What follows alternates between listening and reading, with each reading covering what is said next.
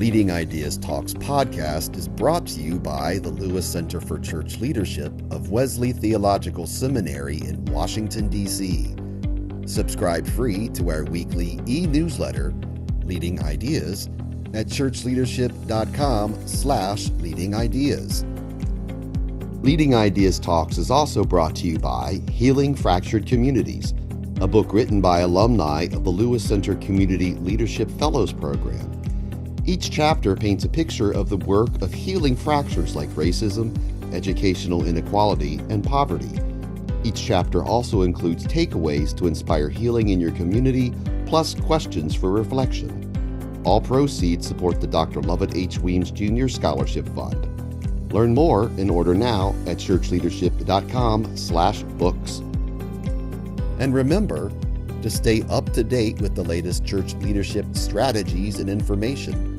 Please like and subscribe to this channel and click the bell icon to get updates for new videos. How can congregational leaders be both healers and agitators at the same time, especially given our fractured landscape and the diversity of contexts where congregations exist? Doug Powe and Jessica Anschutz reflect on the book Healing Fractured Communities and the stories of pastoral leaders engaged in the work of renewal, resilience, and resistance in congregations, on college campuses, and in communities. Welcome to Leading Ideas Talks. I'm Ann Michael. I'm a senior consultant with the Lewis Center for Church Leadership. I'm also one of the editors of Leading Ideas e-newsletter, and I'm pleased to be your host for this episode of our podcast. I have the privilege today of being in conversation with two of my Lewis Center colleagues, Dr. F. Douglas Powe Jr. and Dr. Jessica Anschutz. They are director and assistant director, respectively, of the Lewis Center. If you listen to our podcast regularly, you're used to hearing them as hosts and interviewers, but today they are my guests, and they're here to discuss a new book that they have pulled together and edited called Healing Fractured Communities. It's an exciting book, and I'm so happy to welcome you guys to the conversation today. It is great to be with you, Ann. Yeah. So, Doug, let me start with you. Can you explain a little bit about this book, how it came to be, and who's been part of the process? Absolutely. This project came out of our work with a Lilly grant. The Lewis Center had a grant, and we called the sort of the group that got it the Lewis Community Fellows. So it was a leadership cohort. Leadership cohort. And we had overall, I think, 8 cohorts of Lewis Community Fellows. And the idea behind this was to help leaders to better engage their community, to really be able to think about and deeply engage a context and be able to collaborate with different individuals in the context, like civic leaders, business leaders, and others who are in that context that are critical for the work of the church. As we got near the end of the project, we wanted to make sure we could capture in a good way a lot of the good work that was being done by these fellows. So the idea of the book came about for how we could think about the different contexts people worked in and capture some of the powerful work that was being done. We would have loved, of course, to be able to have every single fellow we ever had to write something, but of course that would not be possible. So we worked with 6 fellows to pull this together. And these fellows were in various contexts, ranging from rural to a college ministry setting, to your typical sort of urban or suburban settings. And I think both Jessica and I found working with them really fun, exciting, and they did excellent work. Yeah, great. Well, so you've mentioned the fact that the 6 contributing authors came from a variety of different ministry contexts and faced a variety of different challenges. Jessica, could you expand on that a bit and just say a little bit about the specific situations that are addressed in this book? Sure, I'd be glad to. So each of the authors are serving as United Methodist clergy, and they serve in a variety of different appointment contexts, as Doug alluded to. One of the authors serves a congregation that's on the border of the United States and Mexico and talks about her work on the border and sort of moving the congregation beyond the walls of the church and also across the border. A couple of the authors are in sort of suburban contexts. One writes about her ministry both in Arkansas and in Maryland, in congregations struggling to see the poor in their midst. Another is in a rural context in Missouri. And we have one who's serving in a multicultural, multiracial appointment in New Jersey. And another of the pastors serves in campus ministry. So while we don't cover sort of all of the contexts, we do have a range of contexts that are covered by the book. Yeah, I was really surprised by the diversity of different settings that these different pastors were dealing with, and yet this theme of healing fractured communities really emerged as a theme that I think relates to all of their work. And so, Doug, I wondered if you could say a bit about how you chose this theme, healing fractured communities, not just for the book, but for the work of the Lewis Community Fellows in overall. The themes emerges out of the thinking behind as we look at various contexts. And we started when we would do the fellows for several years in Baltimore. And in Baltimore, like any major city, there was racial tension. And that tension, of course, created fractures in various places within the city. So when the fellows would get to go and sort of visit that context, they had the opportunity to talk with pastors who were working on that issue. They actually got to talk with police officers and the struggle of dealing with that sort of tension, elected officials. So it was looking at that theme and the fractures that theme sort of caused in a major city, and thinking about how can we as church leaders help to bring healing to that sort of a context. Um, we also then would look at education, and we'd also look at housing in different contexts. And if you think about those themes, the same thing emerges. There are fractures around how do you do affordable housing? What are the best approaches? Who's impacted by these sort of things? And you could just go on and on about sort of the different fractures that are caused by various themes, even as they go back to their own communities. So, as we thought about the book, what we wanted to capture was how can leaders think about particular themes and address these within their context and bring healing, or help to bring healing to those contexts. These themes, of course, are huge social issues. So we realize that you're not going to solve these themes easily. But the hope is the work of the church is to bring healing, to be a balm in the midst of these situations. So the book really addresses how do we create healing in those various contexts. Yeah, my tenure with the Lewis Center actually predates Doug, and I had worked with this program in the earliest iterations. And when he mentioned going to Baltimore, that almost happened by accident because we had the fellows meeting in Washington talking about community redevelopment and affordable housing, and it just so happened that when the group was in Washington doing this was when the Freddie Gray murder happened in Baltimore, and it was like here we are in Washington thinking about how churches can engage the community. And an hour up the road in Baltimore, it was literally on fire. And we're like, this is where we need to be, with this group. So I wanted to ask both of you if there's one particular story or vignette from this book that really resonated with you personally. Let me turn to Jessica first, and then I'll go to Doug. That's a really great yet challenging question, Anne, as there are aspects of each of the stories that resonated with me and my experiences in ministry. I think today, right now, I'll choose a story from chapter 2, where Julius Wardley writes about his experience in campus ministry and engaging with students who are experiencing poverty. And he tells a story about Food for Thought, which was the Wesley Foundation food bank where he was serving, and how he helped carry groceries to a car for a young mother. And when he arrived at the car, he realized that it was overflowing with trash bags that had been filled with her personal belongings, and how she was working really hard to make a better life for herself and for her children.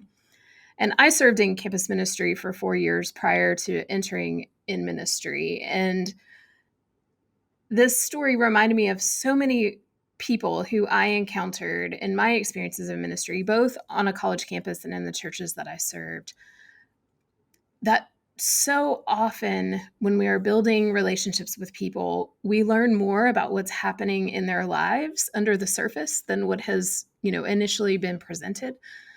And we learn about the challenges, their vulnerabilities as we develop those relationships, which then, of course, allows us to better respond and begin to take steps toward healing. But for right now, that's the story that jumps out at me today. It's funny, that's the story I would have chosen too. Our Wesley Seminary sits adjacent to American University, which is a private university. We don't think about there being poverty among university students. And it was so eye-opening to read about the fact that among his campus ministry participants were people really struggling with homelessness, food insecurity, poverty, employment issues, and that really had to become the focus of campus ministry. It was a really interesting story. How about you, Doug? I just want to add to that one, and I think what is helpful in that chapter is when he talks about how congregations can get involved in that work. So it's not just campus ministry, but congregations can actually partner or play an important role, again, in sort of healing what is a fracture in the community, and something that often is under the radar for most of us because we just assume when you're in college, you have housing, you have food. And the reality is that is just not true today in the way that it may have been in the past. So I really appreciated that story also. I'm going to choose a different story. I was really struck by Reverend Arida, who is in a multicultural setting and a female pastor, and just really shares in a compelling way the challenge of the work to pull off multicultural ministry. We're in a setting today where we often talk about the importance of multicultural ministry and wanting people to do this sort of work. But she really opens our eyes to just how difficult this work can be, and that it's just not easy to get congregations that have been brought up in different traditions to really share a space together, and to be able to worship our one Christian God in a way that they both feel like they are getting filled by the Spirit. And the piece that is sort of really wonderful about the chapter is near the end, she talks about a hymn sing is one of the ways that she was actually able to create a space for them to come together and actually create that space where both congregations really felt appreciated and could appreciate one another, so that even amidst all the challenge, and the challenges again are ongoing, this doesn't solve the issue of what's taking place, but the beauty of the hymn sing at least creating that space where they actually could appreciate each other and find a way that they could worship together was really touching.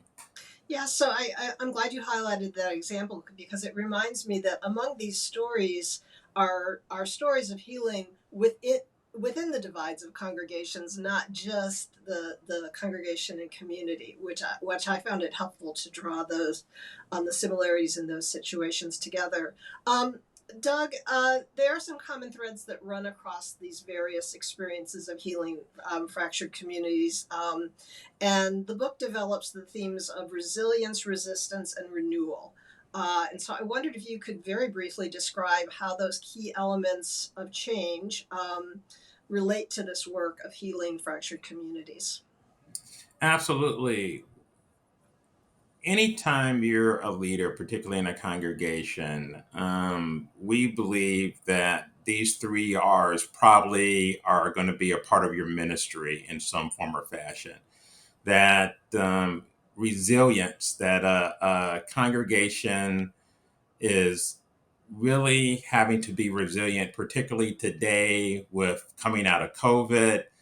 They might be in the midst of decline. There might be in other transitions. So the leader really helping the congregation to be resilient with whatever they may be facing is critically important. And it takes really a certain leadership to help the congregation to recognize the importance of that resilience. In terms of renewal, we use that term so often in the church, talking about church renewal. But in our case, we're actually thinking about it more in the Romans 12:2 way of renewing your mind so that congregations have to create a different mindset. You can't just be a standalone entity as we often thought of ourselves in the past, that collaborations are necessary, that you're going to have to create a mindset that you're going to have to do things differently in the congregation. So in this case, renewal is really about that different mindset. And resistance probably is the one that seems different. But resistance is key because a part of the work that we have to do as congregations are resisting the evil powers and resisting those things that can create the fractures in the community. So that resistance is critical for the work of healing. So having the courage and helping to empower people to have that courage for resistance is important. Mm-hmm. Yeah, I think that theme of resistance, I recall reading in the first chapter of the book about the congregation in the Mexico US border town, the idea that resistance doesn't necessarily have to be this. There can be small strategic acts of resistance that can help congregations heal. That was a helpful bit of learning for me in the book. So again, one of the really things that I found so fascinating about this book is that even though the contributing authors were addressing such different contexts and dealing with very different challenges and realities, there were common themes that emerged and common lessons. So I wonder, Jessica, if you could name a couple of the learnings that you think emerge from this book that others can learn from. Sure, I'd be glad to. Thank you. And so I've already alluded to one of them, and that is the importance of building relationships. And that relates in the congregational context within the community and beyond. And in a couple of places, we learn about the small steps of learning someone's name, whether it's the person sitting next to you in the pew, or as Andrea lifted up in her chapter, learning the name of the people who are coming to the food pantry, or in Laura's case, learning the names of the folks who are across the border in Mexico, and starting with one relationship and how that can begin to transform the community. And a part of that also, I think, is that each of the authors in their own leadership understood that they were both sort of the leader and teacher and also the student. They were coming alongside and learning. And I think that's really important in sort of the duality of relationships. Another theme that I will pick up on, it's one of my favorites. It's attend to the elephant, or as we say in the book, or the chicken in the room. And Joel tells a story about bringing changes to an annual chicken dinner in his congregation, which is where the chicken comes from in that phrase. And again, sometimes what appears on the surface can be indicative of deeper issues. So Arida lifts up that resistance to multilingual and bilingual worship services and sermons, and points out that it's not simply resistance to those experiences, but that some of those feelings and actions may be rooted in injustice and prejudice and discrimination. So, naming the elephant or the chicken in the room is part of the painful and hard work of truth telling and a necessary step toward healing in congregations and in ministry. Yeah, this is really a very inspiring book, I think, in part because it is addressing real life ministry situations and real life community challenges. And even if the situations that are described in the book don't precisely match, your situation, I think that these stories are so authentic and so the lessons are so broadly applicable that I think everybody can find inspiration in hearing about how these various pastors went about their work and were able to achieve healing, which is the goal of this program. So to begin to draw this to a close, I'd like to ask first, if someone's interested in this book, how can they get a copy of it? Great question. The book is currently available on Amazon in both the softcover and ebook formats. It's also available at Barnes & Noble, and we also have plenty of copies here at the Lewis Center that can be ordered if you visit churchleadership.com and visit our store. We also have the ebook available through the store. All right, great. And then finally, since this book really highlights the experiences of pastors who've taken part in this Lewis Community Leadership Fellows program, Doug, I wondered if you could say a word to people who might be interested in our Lewis Fellows learning experiences. Absolutely. The Lewis Fellows, I'm using the term broadly in this case, have been a critical part of what the Lewis Center has done over the years. And we actually just started a new Lewis Fellows cohort that we're really excited about and is off to a great start. But our plan is to continue to fund the Lewis Fellows program out of the Lewis Center itself. So all the proceeds from the book actually are going towards continuing to fund that program. So when you do purchase a book, you're actually helping pastors to develop their leadership skills. So we think that work is important, and we appreciate the authors contributing since they benefited from the program, benefiting to pastors in the future, benefiting from the program. We think that the Lewis Fellows has helped, as you know, and numerous pastors really develop critical leadership skills, and many of them are doing wonderful things, not only in the United Methodist Church, but across denominations. So I think our track record in this area has been really strong. Yeah.